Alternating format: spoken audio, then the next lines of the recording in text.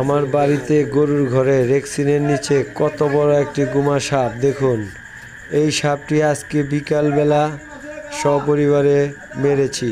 দেখুন কত বড় একটি গুমা সাপ, বিশাল বড় একটি গুমা সাপ আমার গরুর ঘরে রেক্সিনের নিচে বসবাস করত। জায়গা পরিষ্কার করতে গিয়ে তারপরে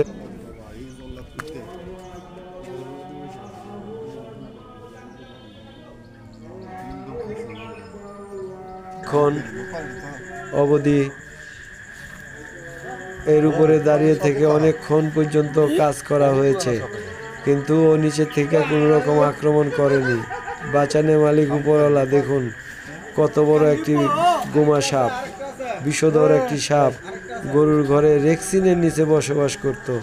যদিও এখন এই ঘরে গরু নেই, খড়ি খের রাখা ছিল, তার নিচে এই সাপটি বসবাস